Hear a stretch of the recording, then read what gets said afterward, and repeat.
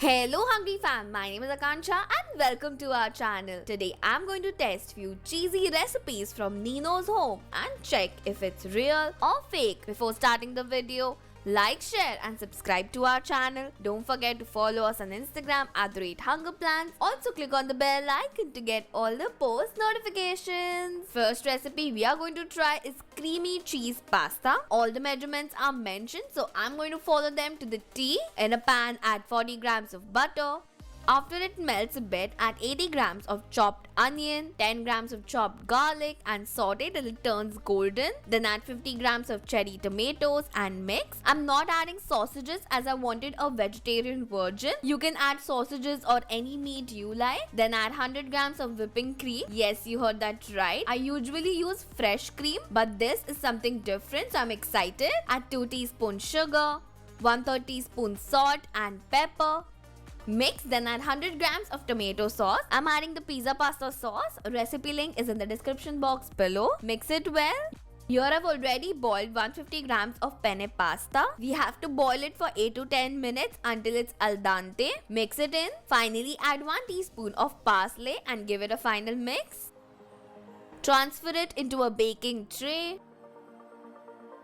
Add a nice thick layer of mozzarella cheese over it. I wanted to make this video as an ASMR video like Nino's home, but मेरे यहाँ हर जगह construction का काम चालू है. Comment below if there is construction going on around you as well. Bake for 10 minutes at 220 degrees Celsius. It smells like heaven right now. The cheese has melted beautifully and has a nice golden crust. Can't wait to dig into it. Okay, we got a decent cheese pull, but the taste is amazing. It is tangy, super creamy and very flavorful. Especially when you bite into the cherry tomatoes, it bursts out all the goodness. I thought the pasta will be overcooked, but not at all. It is cooked to perfection. It has a nice bite to it. The cheese is just adding to the creaminess. Definitely try it out. If you want, you can just skip the baking part. The pasta is even delicious as it is. This pasta recipe was undoubtedly a success.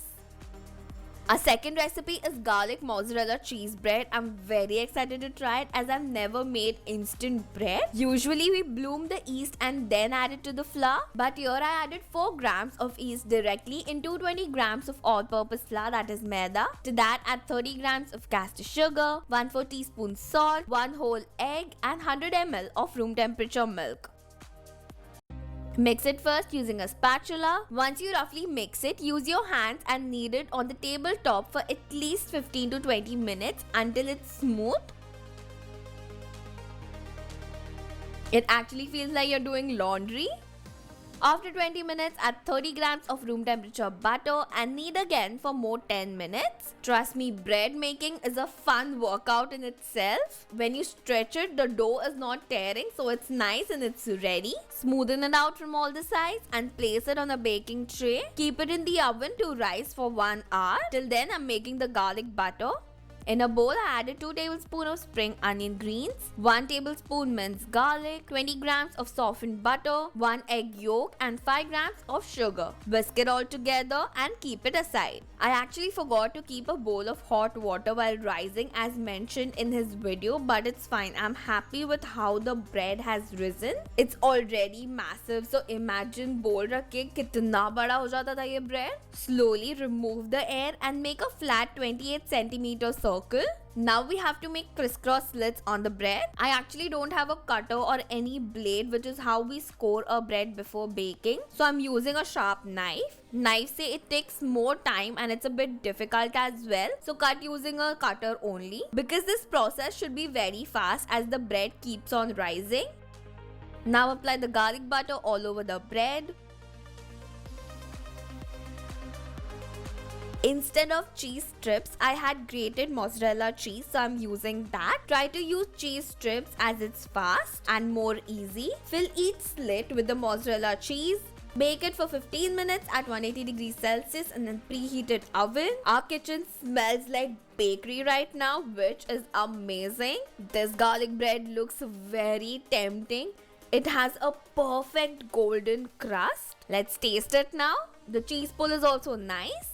As you can see, it is super soft, very airy and super spongy. It has perfect amount of cheese. The flavor of the garlic butter is absolutely delicious. You can actually see how perfect the bread has baked. Hands down, this is the best bread I ever baked. Rather, the best bread I ever tasted. It's slightly sweet like your ladi pav, but you can always add chili flakes or Italian herbs and you're sorted. I can eat this anytime. I'm definitely baking this bread recipe very often. This recipe was a big hit. For the last recipe, which is the potato cheese balls, I'm peeling a potato here. Poke 3 skewers in triangle on the peeled potato like so. Again, a very new technique of steaming the potato. Fill 1/4 of the pan with water. Place the stick legs potato over it. Cover with the lid and let it steam for 20 minutes. Then remove the lid and remove the potatoes as well. Be careful while removing the potato as the skewers are still hot. Transfer these potatoes in a bowl while they are hot. Just by the looks, I didn't think they are cooked, but after mashing, they are perfectly cooked. To be honest, even better than the cooker one. So this steaming method is an amazing hack. You should definitely try it. After mashing the potato, add 1/8 teaspoon of salt and 2 tablespoons of corn flour. Mix it until you get a smooth dough consistency. Now I'm cutting a block of mozzarella cheese in cubes. Keep them aside. Take 25 grams of this potato mixture, roll it and flatten it out on your palm. Place the cheese cube in center and give it a ball shape. In total, I could make 10 potato balls from this batter. Refrigerate it for 30 minutes. Till then, let's make the coating. In a bowl, add 1 egg, 20 ml of milk and 50 grams of corn flour. Whisk it all together. Dip the refrigerated potato balls in the egg wash and coat it with panko bread crumbs. I'm double coating it for extra crispiness. Deep fry until it's golden brown. Okay, within 2 minutes only, the balls started bursting in the oil and all the potato and cheese mixture was coming out. For the second batch, after double coating, I refrigerated the balls for 30 minutes and now I'm trying to fry them, but still it's bursting out. For the third batch, I triple coated the balls and refrigerated them for 1 hour, but sadly it was the same. I don't know why they are breaking again and again. Somehow I saved one ball from bursting, but it doesn't have that nice golden brown coating, but it's fine, we'll work with that.